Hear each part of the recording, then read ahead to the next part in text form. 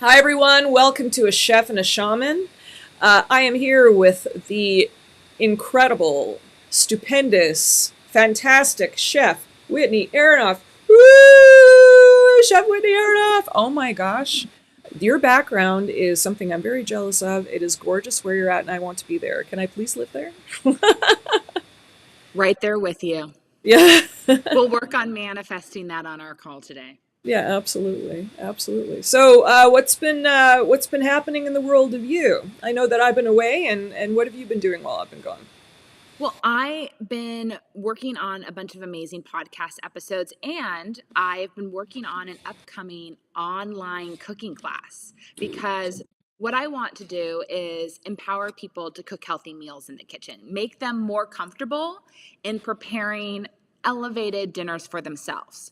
So, on Thursday, April 27th, so next Thursday, you can join me online at 4:30 p.m. Pacific time and cook dinner with me and Chef Anya Lee. And Chef Anya has been on two Food Network television shows and won one of those competition shows. And so we're going to be cooking together live on Zoom. Anyone can join us. They can sign up at jointinykitchen.com. We're going to be doing a whole roast chicken, parsnip mashed potatoes, simple, beautiful, delicious, fresh spring asparagus, a nice little fresh sauce to go with all of it. And the thing is, you can follow a recipe you can find online or in a cookbook and do something like that at home. But when you're working with chefs, that's when you get the tips, is when you're side by side or over Zoom with them and they can give you all the little tips in between that help you get that super crispy skin or the perfectly cooked, asparagus where, it's still a little soft but still a little crisp. Like, you get the finishing touches, all the little secret details when you're working with someone versus just reading it in a book. So really excited, and I hope I see a lot of my new friends that are joining us in this conversation online next Thursday Oh my before god. our call. I want to cook with you guys. That sounds amazing. And Yeah. Whitney, you're totally right. I mean, it's one thing to even watch a TV show or something like that and cook with whoever's cooking, but it's a whole nother thing when two chefs are getting together and they're talking and they're answering questions and they're doing all kinds of stuff like, oh, they want to know about this. Oh, well, blah blah blah blah blah. It's the interactive aspect. You can't beat it, especially if you're really trying to up your game in the kitchen. It's incredible. Oh, and the coolest thing is Chef Anya has cooked for every NBA basketball team. So she was the chef for the Cleveland Cavaliers and for the Golden State Warriors. And the facility where the Golden State Warriors play hired her to cook the meals for all the different teams that came in, along with the Golden State Warriors. So she had to follow all their trainers' guidelines, plus use her own knowledge about healthy cooking to create the meals that these teams ate when they were on the road before game time. I Oh mean, my gosh. how Oh my God. cool is that? Well, I mean, when that happens, they do the highest level of research. They do, they get the real deal as far as prep and the types of foods and where to get it and all of that. I mean, just having that knowledge alone, a lot of the time, the average person isn't going to get those insider tips. I think that's really cool. I just thought that was so cool. And I actually have her on the podcast this week on the High Vibration Living podcast. So she goes into more detail about what it was like working for all these NBA teams. And she was actually asked by Food Network to come onto their competition shows because they learned about her through the work she was doing with other chefs. So she's created an incredible network and business for herself, and I'm just excited for more people to get an opportunity to cook and learn from her. She's a real light. Oh, and that's really important, especially when you're cooking food. Just so because it's not just about skill. Let's face it; it's about what kind of energy you're putting into the food when you're cooking it. So if there's a lot of love and light in there too, it's going to make all the difference in the world. So Yeah. that's great. Yeah, it's fun to get together with another chef who's on the same mission. So it's really great. Oh, I'm so happy for you. Oh my gosh. You, Yay. what's new with you? I got back from my trip and, recovering from sunburnitis. Sunburnitis. Is that a thing? No. But I finally, my skin is finally not screaming at me anymore. So Mm. it was pretty, I'm very pale. So, you know, I don't think I remember my legs ever getting color, probably in the last, at least in 10 years. And I live in California. My legs just don't change color. It just hasn't happened. So, when I went out in the sun, I thought, I'm going to be fine. And that was very arrogant of me because, well, the sun definitely told me who was boss, and the sun won. And I can't go up against planets anymore. Well, I'd love to know Or on your fireballs. trip. What's that? I understand. I would love to know on your trip if you came across any high vibration places, any spots along your journey that felt like there was a higher vibration of energy or a healing aspect to that place. Anything like that come up? That's a really, really, really good question. So, cruises, as we know, it's very commercial all the way from beginning to end. And part of the reason why I picked it is because I wanted something where wouldn't have to think too much. It was already everything was already available if I wanted it or didn't. It made things really easy. Because in my life I do a lot of doing and it's a lot of decisions, and it's like, okay, no, I just want to chill and I don't want to have to think about too much. I just want to be able to completely unwind. With that being said, because when things are that commercial, sometimes it's harder to break into areas where it feels really energetically high. But I will say this, two things. One, the ocean itself and how it gets inside of you is really incredible. Mm-hmm. So when you're on the waves, because it's almost like it's not just memory in your physiology. What happens is it's almost like your soul gets used to the motion of the waves, and you feel it for at least a week afterwards. And it's an incredible union because you feel like you're still connected to the ocean days and days after you're not on the ocean anymore. So that was very, very uh, touching, and it's such a beautiful gift. I guess the other thing would be in Grand Turks, walking along the beach. Now, keep in mind, two cruise ships emptied out onto the beach of Grand Turks. And so, in order to get away from the crowds of people trying to sell you things and just the concentration of a lot of people all in one spot, had to walk a really far way down the beach until there was nobody really there. But once we did that, it felt really great. The water was so clear. The sand was white. It was pure. It was soft and fluffy. Like, it was almost fluffy. If sand can be fluffy, it was. It can be fluffy. I understand. I've been to beaches like that. Yeah. Yeah, yeah. And just going in the water itself was so clean. With snorkeling, it was just easily see the fish, swimming by you in the water, and water was a great temperature, and it was just, it felt very peaceful. But in order, you had to go down all the way down where there was no one. And I think that during times where cruise ships aren't emptying out into the beach, I'm sure, the landscape itself is quite peaceful all in its own. But so that was a really nice experience. So do you where have you gone as far as holy places? Do you have any favorite spots? Let's see. There are some places that I really enjoyed going to in Ireland that were life changing for me, where literally psychic abilities were turned on because I set foot in those places that I didn't have before. So I find that really incredible. Um, I really enjoy the energy in certain places in the countryside in England. Um, Obviously, I love Sedona. I love different parts of the desert. Um, see what else? I love hot springs.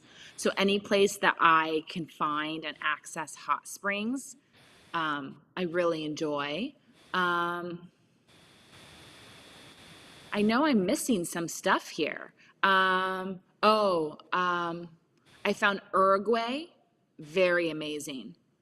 Oh, It's like Uruguay is like California in the 1950s without all the people.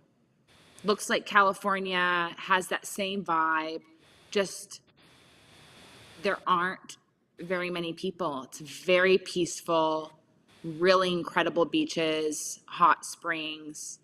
Um, there's a lot going on there that's really special. I think Morocco has a lot going on. But I actually think there are high vibration places everywhere, in every state, in every country. It's everywhere. It's just finding them where you are. So, for instance, we live in Southern California. And if you look around at Southern California now, it's, doubled, tripled, quadruple in the number of people. There's tract homes everywhere. There's shopping centers everywhere. There's freeways everywhere. You almost think there's no farmland or open space left, and that there's no more high vibration healing places left. But like you and I know, there's some special spots within California, one of them actually being Palm Springs. And within Palm are hot springs. There's actually 7 different sources of hot springs here. And this area was known as the Seven Sisters. So, do you know the other thing that's known as the Seven Sisters? no, what? The Pleiades. No, I didn't know So, that. isn't that interesting? So, the other 7 sisters is the Pleiadian constellation, which is also known as the home of star seeds. So for me, that really speaks very clearly. If something in the sky is called 7 sisters and something here on land is called 7 sisters, that's a really clear sign that this is a great healing place for people that feel connected to the Pleiades and star seeds. So I'm taking the time to go to those mineral waters while I'm here in the desert. And what's really neat is no matter where you are in the US, I mean, there's hot springs everywhere, but most of them are now owned and you can't just go for free. However, they all offer them at very low prices for you to access. So you can go to the springs here. They're connected to hotels, but you just have to pay a day pass, $20 or $30, and you can spend all day at the hot springs. Yeah, yeah, totally. And we've gone to hot springs together. We went to one in Arkansas, which was really unique experience actually. And I think we did take video of that when we were there, as far as I remember. So the place, I mean, it almost, and maybe you can remind me of what kind of building originally was. I think it was a hospital of some kind, was it not? No, it's a hotel. It It's was a always been hotel. a hotel. Yeah. It How was a interesting. hotel, and we were at the spa at the hotel. And the hotel and the bathhouses that are there were all built in the late 1800s. And that was the same time that hot springs around the world, a great example would be Bath, England, where there's always been hot springs, where people have always gone for healing. And, even in the 1800s, it was very popular to vacation in Bath and go to the healing waters. Well, if you're vacationing and going to the healing waters, in most cases, you unfortunately are going to natural outdoor pools and just sitting in them. You're going into spas that were built 100 years ago and using the thermal water in the way they wanted people to bathe 100 years ago. And in our case, in going to Hot Springs, Arkansas, they're individual bathtubs, from a spa that hasn't been remodeled since maybe the 1920s. Right. Right. Yeah. So it was a really unique experience because as you could imagine, if it looked like the 1920s, the bathtubs were a certain size, you can see the pipes. It almost looked, well, it just wasn't modern. And so some people equate not modern to dirty, but it wasn't dirty. It was clean. It was very old looking. It was very old looking. But You know what? It could have been beautiful, but you can tell that they've had to make modern changes to comply with state and local laws. And so by having to add certain piping, certain signage, different things, that it's like the beauty that that was once there, maybe even the Art Deco beauty, has kind of been destroyed and replaced with kind of modern conveniences, and maybe certain things haven't been maintained the way it should have been, and it's just sadly started to deteriorate. However, you're there for the water. That's what you're really there for, yeah, is to be healed by the water. And I search out these hot springs around the world. It's kind of something I'm really into, and I just personally have found that maybe not all the water is for you. that's true. That's true. So there are definitely better places than other for individuals.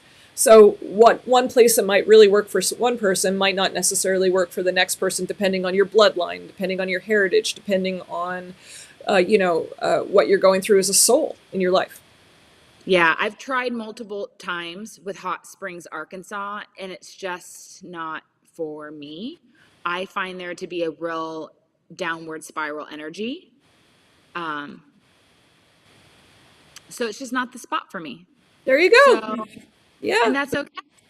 But there are many other spots around the planet that I want to try, and yeah, I will. yeah. In Banff Springs in Canada, in Alberta, incredible hot springs. There they have some natural pools that are just out in the open that you can kind of just go in. But then and then there's paid places you can go to. Really great. There are, and then we were talking about the vortex of Arizona, where I think there's places you can go there that are holy, maybe not a hot springs, but just the holy land there, and the vortex, and the feeling of elevation when you're there, which is one of the reasons why we're considering that for our retreats next year. So Yeah, I will never be able to get enough of Sedona and learning about the history and the legend of that land. It is captivating to me. oh, absolutely, absolutely, and it's if there is a vibrational place that can bring you to a higher state of consciousness just by being on the land, why wouldn't you go? Why wouldn't you want to explore what you would feel like as an elevated being just by being present physically? For me, that's a no-brainer. It's like, yeah, I want to know what that feels like. I want to have that experience. So I should have taken you to that place in Ireland. So I went to what's known as Scotia's grave in Ireland, and we drove nearby it. We should have gone. So it is where the daughter of one of the pharaohs of Egypt was buried.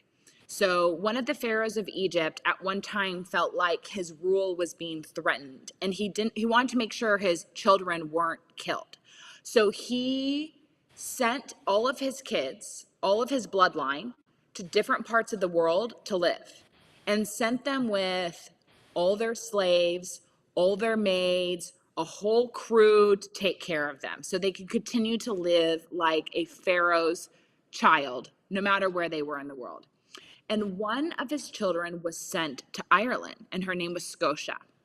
And she lived there. And when she arrived with all this gold and all this staff and all this stuff, people treated her like the goddess she clearly was. And when she died, there was much sadness for her passing because she was very much loved in that area. So they built a stone circle in honor of her. Oh, along a beautiful little stream that looks like a magic fairyland. And it's one of those places like out of a movie where all the trees perfectly grow over the stream to make that magical Disney movie look. And then all the flowers are growing below the trees, all along the little bubbling brook. And then there's that stone circle with an offering stone, and everything's very well maintained, incredibly well maintained. And it's very much off the beaten track. The only way you know that you're passing it is the country of Egypt not long ago sent an obelisk, not a big one, maybe one smaller than me, maybe one like 4 feet tall, 5 feet tall.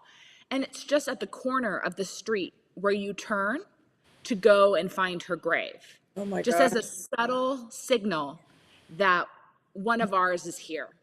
Oh wow. That's And incredible. that's, yeah, so you park and you have to walk down a hill and then you walk upstream and then suddenly the valley opens up and you're at her stone circle. And that's where somebody flipped a switch. And I was suddenly able to look at someone and do a full medical medium reading on them. Wow. It Wow. was unbelievable. My psychic abilities were like turned up a hardcore notch. So maybe someday we'll get to go back there. Oh my But gosh. I'm totally I, in. yeah, I've never experienced anything like that. And the best part is it's almost like a hidden spot. It's not like everyone and their mother are going there like a Stonehenge. So I feel like the energy there is very, very protected. Oh yeah. No, it would be. And and they would be it sounds like you were blessed because you were, you were meant to be blessed. I mean, but just to have that openness there and that possibility there, it just sounds like really sacred ground. It's beautiful. It sounds Yeah. so beautiful. We were able to see quite a few stone circles when we went to Ireland, and and I loved the variety that we were able to see because we were able to see ones that were really well taken care of, where a lot of people would go, and then maybe the next level where people would go, but it was a little bit harder to go and maybe not as well taken care of. And then one where no one goes, but we were able to see it totally overgrown and a very difficult adventure to get there. Yeah. But worth it, just to be able to see those three different kinds because they're everywhere. They're everywhere in Ireland. They are everywhere. If you're willing to look, they're all literally a stone's throw away from the next one. Almost like telephone poles. There's always one nearby to connect to the next one. It's very fascinating. Yeah, and they do connect like a map. We were noticing, and in some ways, very specific shapes of a map, like just symbols and whatnot. We found that really fascinating. But for those people that don't know what a stone circle is, maybe you can enlighten them. Oh, well, I like to think that all of our friends joining us today are familiar, but if not, literally just imagine being in the middle of a field and suddenly there are stones, large stones, placed in a perfect circle. And then maybe one of those stones of all the circles is double, triple, or quadruple the size of the others. So there's clearly like a mother stone and then all the babies. Or, there's the king and then his team. Yeah, yeah, yeah. And then there's the different stones have different names. So there's the offering. Is it the offering stone? Oftentimes there's an offering stone and it will very much look like an offering stone. So it'll at the stone circles that have been maintained or haven't been broken apart, you'll often see a stone that's literally shaped like a table. It's pretty Right, incredible. right. And as far as our history, and I'll speak on it too, but just because I'm in the middle of asking you questions, uh, what were these stone circles used for? You know what? Everyone seems to have assumptions, but there isn't 100% proof of what they were used for. So some believe that they were used for, you know, celebrating the seasons. Some believe they were used for calling in abundance during different harvesting cycles, similar to the way, Native Americans did rain dances or dances for harvesting in the seasons. Um, some believe certain stone circles were used for sacrifice, again, to call in magic and abundance. Um, I can't Yeah. remember now. What are some other reasons? There was some of the theories were that they were dimensional portals. Oh, yes. Yeah. Hello, and the dimensional porters. We definitely went to one that you could tell was very much connected to celebrating the seasons. But Yes. yes, they were also said to be a way to time travel as well. Yeah. Yeah. So they talked about that as well. Obviously, all theories, but one thing was clear to me, and maybe you could tell me what you think. Uh, with the stone circles, is I felt as though it was very clear that they were all meant for ritual, right? They were all, Yeah. it was there, and there were places where that were constructed for people to stay a few nights.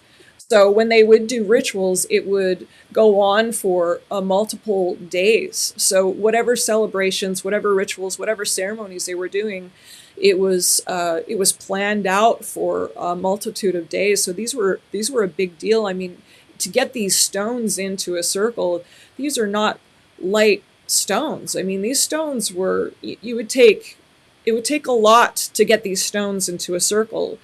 Sometimes the stones themselves were, I mean, so incredibly large. I couldn't even think. I mean, what do you think? 1,000, a ton? Some of Yeah. them were weighed at least a ton. I mean, they were so large and incredible.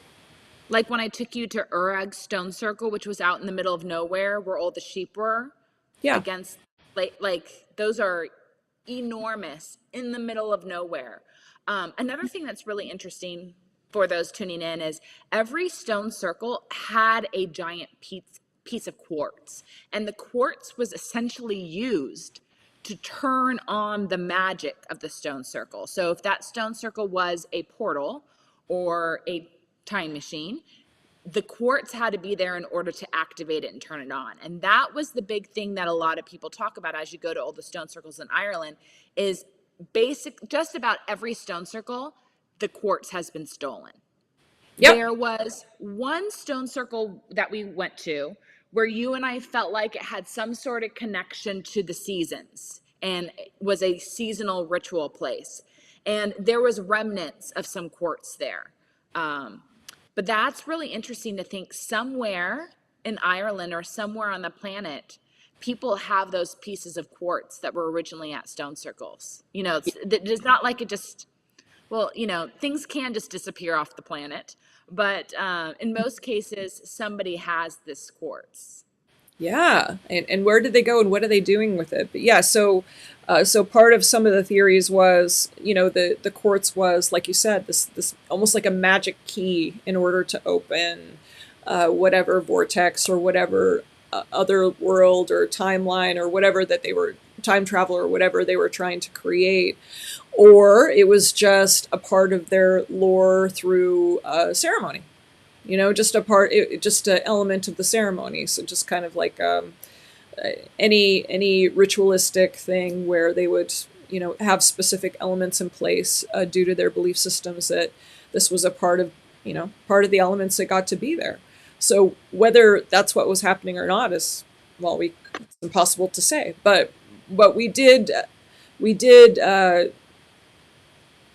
definitely notice with some of the circles a very, very powerful vortex of energy inside of them. So that was undeniable. So whatever people had created there, it was pretty profound in some cases. And in your case, even when you were saying you got turned on, some of your psychic gifts got turned on. it doesn't surprise me at all because of the concentrated power that is within some of them. So whatever they were doing in there, um, there was a reason. And part of me wonders if they were picking the spot specifically because they felt something special in that spot. What do you think? I completely agree with you. I don't think they chose those spots by accident, and I don't think we recognize how smart these people were and how well they knew the land. And, obviously, some of us have heard of dosing. Are you familiar with dosing, where you dose the land? Yeah, So those yeah, are people who can walk through the land and they can feel where the ley lines are, where the energy lines are. So they're remapping out where the ley lines are, where the natural energy lines are across the planet. Because obviously things shift. Everything is always shifting. So I think people were probably even better at doing it then, and that they chose putting these stone circles on the land according to certain frequencies. And what's so beautiful is, technically, people at that time didn't have drones. They didn't have planes. They didn't have the ability to go up in the air and look down on the stone circles that they were building and the layout that was looking on the region of the country where they were. And so that's what makes it most fascinating when you start to look at maps in different countries of stone circles and they start to create symbols. 3 or 4 or 5 or 6 will be located in a certain place. And when you look at it on a map and you connect the lines, it creates a symbol. And that's incredible. yeah. Not just a symbol, but exactly. It just the space between. Like it's just. I don't know how they would have done this, but measuring out exactly the mileage too to make perfect triangles or perfect shapes. When you look at it in a map, it's like there's no. I mean, it's not like it's a crooked something. It's perfectly shaped and in perfect proportion. So, and to me, that's outstanding. Just being able to create it like that, and to have these places, and when you visit these places, noticing how charged the energy is in those corners. It's like, so, did they, when they were doing these ceremonies, did they have people at all three? Let's say it was a triangle. Did they have people at all three doing them all at the same time to create something? Great question. Because that would have been something. Because it's like if these shapes were perfect, I mean, it wouldn't, to me, it wouldn't make sense just to have one person or one group of people just in that one area doing their thing. Like you would think that they would want to ignite the entire shape at the same time, at least in And manage theory. a power grid. Yeah, Right. absolutely. To create a grid. And if you think about the stars and the way that they're formatted even in the sky, I mean, the stars create a map. So what happens if we were creating a map here, down here in the same way? I mean, there's just a lot of questions I have, lots of questions. So I think it's cool. So, well, Ooh, that's I had one question for you. So one of the stone circles we went during the day. And then you felt the need to go back to one of them at night. So we went to the stone circle at the beginning of the day, and then we went back when it was completely dark, pitch black dark. I was too scared. I I remember. didn't feel safe, and I was too scared, and I stayed in the car. And you went by yourself back to the stone circle. I would love for you to share how you felt at the stone circle during the day versus how you felt at night. What was the difference? Well, I do remember that. So what we did is we drove up to this. It was actually pretty well established circle, meaning there was a reasonable amount of traffic. I'm not talking hundreds of people or something like that, but maybe when we were there during the day, there might have been 4 other people there at the same time, looking at the different structures and seeing this beautiful stone circle. And there were people leaving offerings, and, the trees were tied with ribbon and all kinds of things. So, I mean, it was well frequented, well loved area. And there was something about it, just as Whitney had said, that I really wanted to go back. And it had something to do with doing the perfect triangle and making sure that we visited them in an order. And it was like, no, we got to go back. We got to hit this in the order that just in case we're making a grid ourselves. I just wanted to see if there was an experience and a completion, so to speak. So Whitney waited in the car because it was it was pitch black. And I used my phone as a light, and I walked along the path to get there. And, I got myself into the circle, and I wanted to, with the stone circles, you get to walk, what is it? I'm trying to remember if it was counterclockwise or clockwise in a certain way in order to, which direction was it? I can't remember. I think it was clockwise. Right. So, and that's all I really did. I did it on the inside, the inside and the outside of the circle, I do believe. And I did it, I can't remember how many times I did it. But that experience was actually really incredible because at night I felt something different from during the day. And I'm not going to tell you. No, just kidding. I'm going to tell you. I felt as though there were beings there that were really, really, really, really tall and very powerful. And it was almost like they didn't congregate there during the day, but they did at night. And I had an experience of feeling them as I was doing just walking around the circle in the pitch dark in the middle of Ireland. And and I felt as though I was having some sort of communication with these beings. So before you think I'm a schizophrenic, please remember I'm a shaman and I do this kind of thing all the time. I guess that doesn't actually give me any credentials other than maybe I should be on meds. No, I'm just kidding again. So, but I did feel like I was communing with them as I was walking, and I felt as though they were giving me things that I was taking with me as I left. So it was thought forms, ideas, concepts that I hadn't quite unpacked. It was almost like I was being given little presents. And then for the rest of our trip, I felt like at different times they would open and I would have different insights and realizations that I hadn't had before. And I would have a flash of when I was in the circle. And I think part of the reason why this happened is because there are certain beings outside of this planet don't use time. It's not about time. So just so we're clear, divine and angelic beings will go from the end of time and actually travel backwards a lot of the time. And anything that's kind of darker will travel from the beginning of time forwards. It's kind of how that works. Now that we're getting kind of into the weird deep stuff. But I love this. I love it. Yeah. So you can have an experience with beings in real time that, in the moment, but maybe not remember anything that they had to say. You just know that they're there. You could feel the presence. And then later on, even months from that moment, you can have, you might have a dream, but it's so real. It's almost like you're in that place again, but it will be the conversation that you actually had. And that's what happened to me with that circle. So I actually had the experience of, different moments of popping off remembering the conversation, even though I didn't remember it in the moment because a different part of me it's like a timeline thing and it gets kind of complicated. I hope I'm explaining it okay. But, yeah, and then later on, I had a dream where I was having conversations with these beings too. And it was a memory. It wasn't a dream. Like it was a memory. And it was like a lucid dream. It was pretty incredible.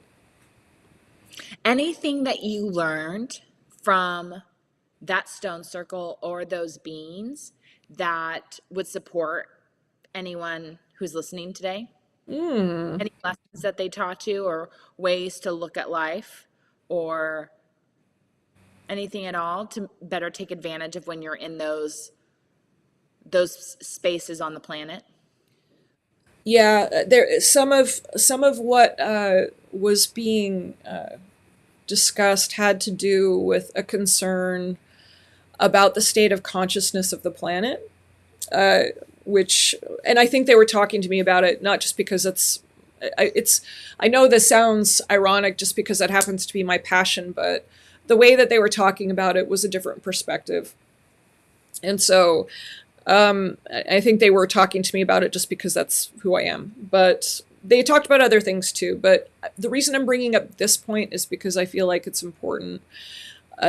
Their concern was that, and they showed me a lot of the ways that humanity and the way humanity is interacting with the planet is disintegrating, and different connections are being lost, and different aspects of life are dying out that shouldn't be, and it's going to be detrimental to the overall impact. So seeing big picture, like micro stuff and macro stuff, as far as uh, what we're responsible for as human beings on this planet. And some of it, I mean, some of it was very heartbreaking, to be honest, like, because I felt very helpless, because there's not a lot that I can just do as a singular being, other than what I'm doing already, trying to do my best to bring consciousness the best I can, in my limited way, because I'm definitely not the end all and be all. I do what I can.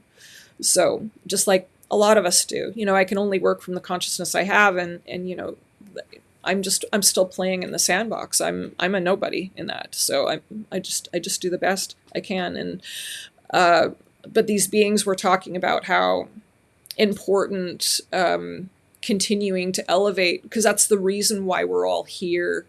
And a lot of people don't even notice. They go through life and they're so busy with, just I get to work, I get to make money, I get to survive.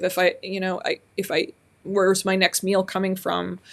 But they're not able, or have never been taught to even look at the consciousness aspect. And as a society, it's largely ignored.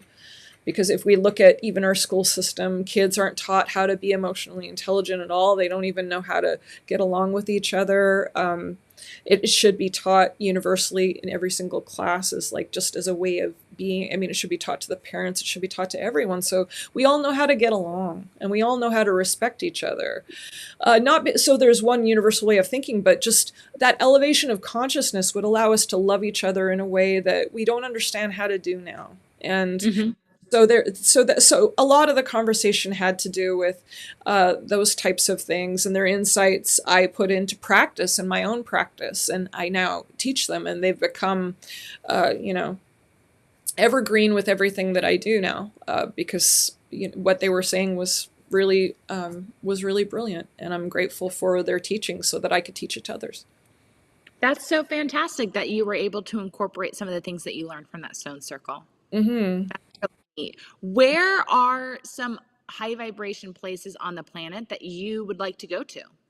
Are there any that you've kind of scoped out where you're like, I need to get my physical body there?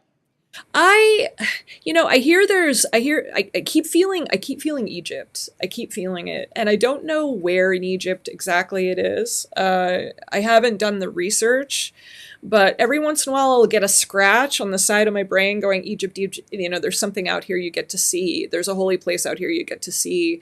I feel like it's in an enclosed space.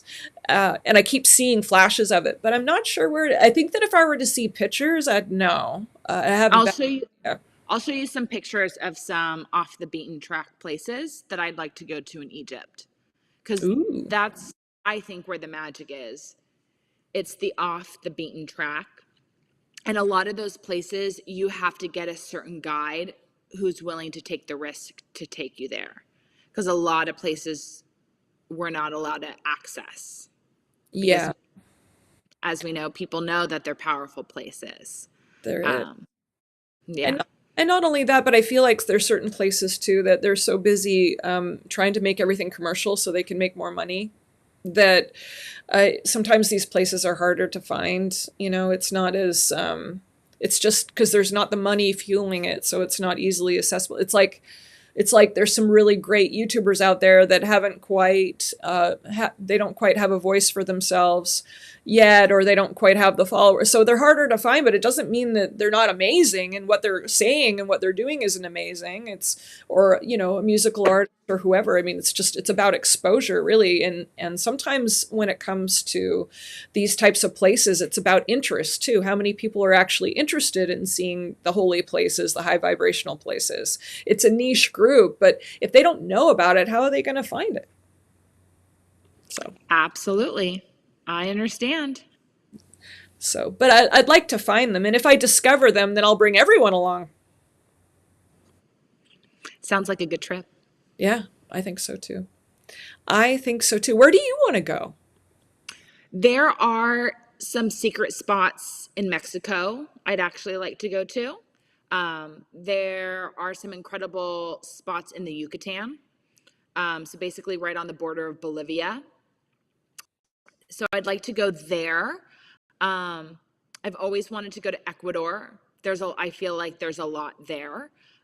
There are a ton of places I've always wanted to go to throughout Europe. So let me see. I've I'm lucky enough to have done South America and Africa. Um, Amazing.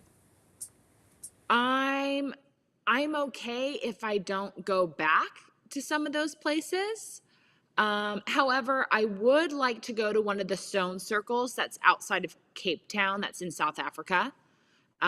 There's some places I'd like to go to on Australia and New Zealand. There's a lot of places I'd like to go to in Malaysia and in those, thousands of islands between Malaysia and Vietnam and that part of Asia. Um, and I feel like there's some places I'd really like to go to in Northern Europe. So we're talking not just Poland, Lithuania, Sweden, Switzerland, Norway, Finland, all up in there. Some places I'd Mm. really like to. So, I mean, I have a long list. Yeah, to see, and there's some really great places to see the Northern Lights. Just the really just oh my God. I mean, I just the colder places, of course, but I really, really incredible the way that they set up the different ways you can have that experience too. So that's kind of exciting, Have magical. you seen Have you seen the Northern Lights? I have, In well, I have in Canada, but I Okay. haven't seen them. But I haven't seen them in the way that some of the colder, like like the really colder countries have, where it's just ridiculous. I'd love to experience that. What is it Finland? I'm not saying a country specifically because I don't want to say it incorrectly. I can't remember if it's Finland or if it's I don't think it was Switzerland or Sweden. I think it was Finland, wasn't it? I think. I think it's up towards Finland. I I really want to go because I feel like the frequency of the light will actually physically change me at a soul level Oh because yeah. there's a frequency in that light. And so when that light filtrates through my eyes and into my body, that's what I'm looking for. So you can see it in Iceland, Iceland. northern yeah, Iceland, northern parts of Sweden, Finland, Norway, Russia, Canada, Alaska, and southern Greenland. Incredible. Yeah. Incredible, incredible. Before you were talking a little bit about, and not to completely change gears, but I just remembered there was something I wanted to ask you. You were talking before about Palladians, and you were talking a little bit about star seeds and whatnot. And I know that, so the different types of people that watch us don't always know a lot about these types of subjects. They might have heard a little bit. If there, do you For people who have never heard of it before, and moving into maybe things that people know about it, maybe they don't know about it, would you tell them anything? I mean, is there anything you'd like to share? So we mentioned the Pleiadians and the Pleiades. And if you were to walk outside tonight after this conversation and look up into the sky, you see so many different constellations. You see the Big Dipper, you see the Little Dipper, you see Orion's Belt. Maybe you see other constellations that, you're familiar with or you've been taught or you have an app on your phone that allows you to better identify certain constellations. The ones that I know the best are the three that I first named off, Right. and they look like they sound. And when you look at the Pleiades, it's just another constellation, but it looks like a mini dipper. So if you got the Big Dipper and the Little Dipper, imagine the Little Dipper even smaller in the sky. And that's the Pleiadian constellation. And in the winter months, You can, in the winter months, if you're in the northern hemisphere, so if you're in the United States, if you walk outside at night and you look straight up, dead up, right over us, you will see the Pleiades. You can't miss it. It looks like a little pot. And the Pleiades are made up of, some say 7, some say 9 planets that, if you were to connect the dots, look like a little pot.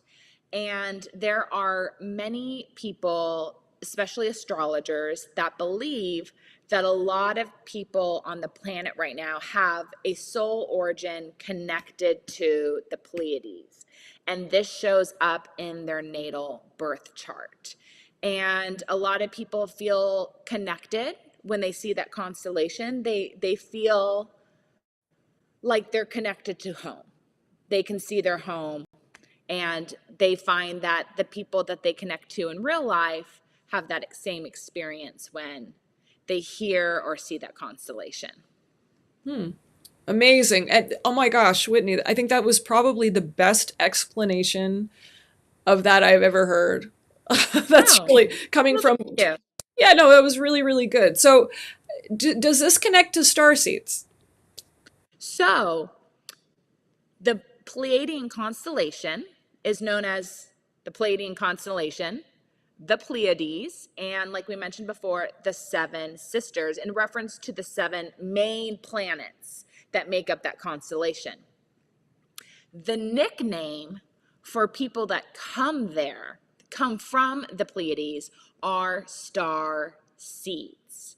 And that was named in the early 80s by an astrologer named Lavendar. She got the transmission that when she was reading natal charts, every person's chart that she read as an astrologer for a 3-year period, every single person had the same exact markings on their natal birth chart, which she was able to track as having a connection to the Pleiades. She named these people with this mark on their natal charts star seeds, people from the stars that are here to seed a new type of consciousness on the planet. Oh, okay. So the seed in star seed isn't like a seed like that you would plant in the ground and grow. It was like a see, like I'm seeing something.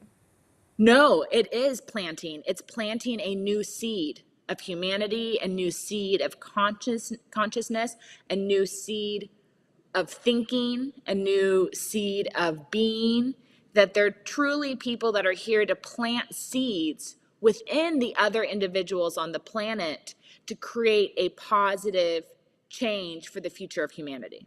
Oh, interesting. Very cool. So when it comes to star seeds, because I know there's been a huge movement, and not everyone really understands it the way Totally. that you understand it. I mean, you understand it very well, and you're very well versed in the truth behind it, which is really nice. So, is there any common misconceptions of what people think might be star seeds, and or is there anything that that stands out as far as people aren't ever really getting this quite right? Because you've had the opportunity to talk with a lot of people who have really know what they're talking about in this subject. So I'm just curious if there's anything in there that you'd like to share. Yes, for many years I studied under the woman who was the astrologer that saw this on natal chart and coined the term starseed. So you have met her as well. We're very lucky to have met her and learned from her. But I would say the number one misconception is people think they're a starseed simply because they feel like they don't fit in. I don't fit in my home. I don't fit in my community. I'm an outsider. So therefore, I must be a Pleiadian alien from the stars. Mm-hmm. And I would say that's the number one misconception, Mm-hmm. because I think, nobody on this planet 100% of the time feels like they fit in. Mm-hmm. feels like, you know, they have their tribe. I think it's a natural human feeling that at some point throughout our life, we question everything. So I think that is incorrect. I couldn't agree with you more, and which is why I was leading the questions towards. I was hoping you would say that. There is, uh, for myself, when I hear people, because as Whitney just said, as you just said, Whitney, there's a very specific marking in your chart in your so it's when you're a star seed, or if it's very specifically in your chart. And then it's not just that, but it's this thing that happens inside of you. There's this knowingness. There's this je ne sais quoi. It's some, for some people it's very difficult to pin down what that is. But it is actually astrologically on a chart, like on your chart, according to where you were born and the time you were born and the day and everything like that. Where you were born on the planet and stuff like that. So, but you're right. I feel like there are so many people out there that they want to have some sort of scapegoat for how they're feeling, and it's lazy. They don't want to do the work. They don't want to really look at themselves and do the work. So they'll grab onto whatever they can. And for some people, they want to grab onto the illusion of, well, it's because I am so different and no one will ever understand me. Now, don't get me wrong.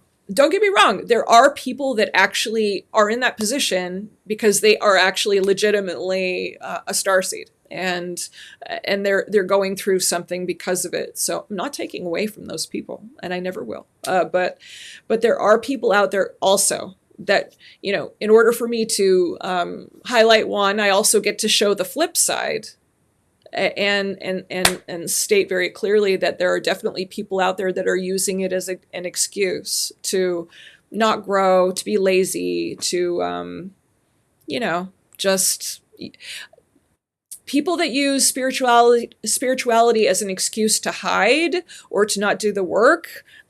You guys, spirituality is one of the hardest disciplines that you'll ever do in your life, and it's the most courageous thing you'll ever do, because you're really looking at yourself. You're doing the deep work. You're being accountable. It's terrifying a lot of the time of what you get to do when you're discovering who you truly are. It's not easy, but instead this opposite thing is happening with certain pockets. And in this way, it's like, well, no, I'm a starseed, so I'm different. No one will ever understand me. So it's like, guys, come on, do the work. Do the work. Yeah. Yeah.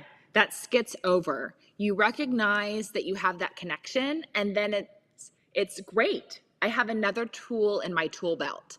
I have something that I can access deep within me or in the stars that can better support me in this experience, in this life, in this incarnation. How can I use it to continue to move forward and become a better, a higher version of myself? Exactly. Yes.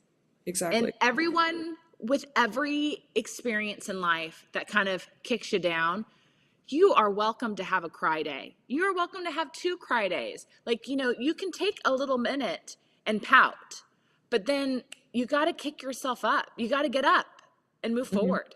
And Yeah, no one is absolutely. ever going to do it for you. Absolutely. Mom's not going to show up. Dad's not going to show up. Your guardian angel or white knight isn't going to show up. You are your savior. And Mm-hmm. so with any galactic diagnosis, it's just great confirmation. And now just add it into your tool belt and move Yeah. forward. Yeah. And vulnerability, being vulnerable, and people think that crying or being emotional or having days where you feel like your whole world is falling apart, they think that's weakness, but it's actually not. It takes a lot of courage to be in that place, to be able to really do the deep work. Now, I'm not saying that you should use it as an excuse and stay there and live there and, oh, I can't because I'm crushed because of this. It's not about that. It's about being, you know, it's about doing the work and doing your best to grow from the experience and, coming out the other side a lot stronger. So it's okay to have those moments. Those moments of vulnerability are not weakness. It shows how powerful and strong you actually are. It's the courage to have those moments that will make you into the most powerful version of yourself. But it's when you use those moments as an excuse to stay complacent or to be a victim, that's when it becomes a problem.